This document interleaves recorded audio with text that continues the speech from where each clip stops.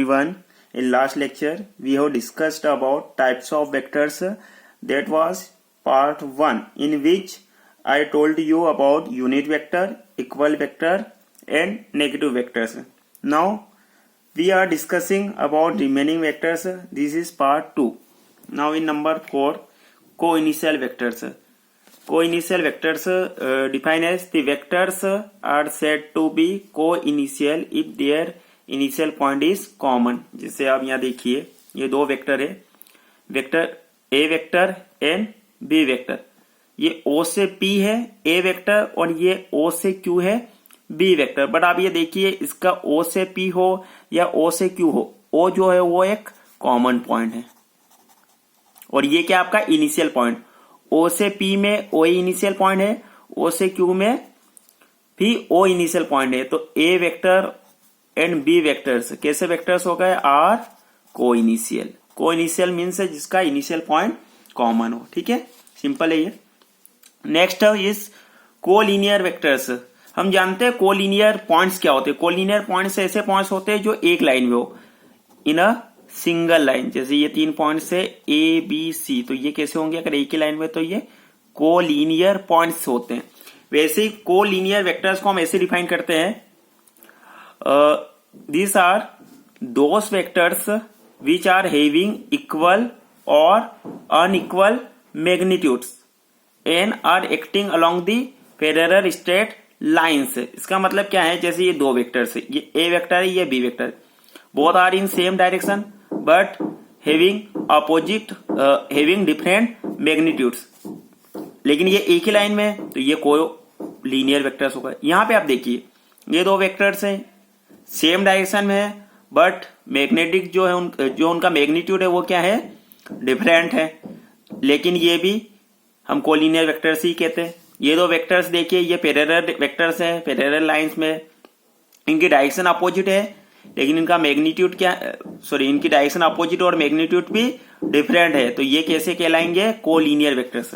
तो collinear vectors कौन कौन से हो गए, सेम लाइन में हो, सेम डायरेक्शन में हो पर मैग्नीट्यूड डिफरेंट हो, पैरेलल लाइंस में हो, सेम डायरेक्शन में हो बट मैग्नीट्यूड डिफरेंट हो. ये अपोजिट डायरेक्शंस में है, पैरेलल लाइन से है लेकिन मैग्नीट्यूड में इनका डिफरेंट है. तो ये क्या होते हैं, हमारे सब कोलिनियर वेक्टर्स है. अच्छा, मैंने आपको लास्ट टाइम इक्वल वेक्टर्स बताया था.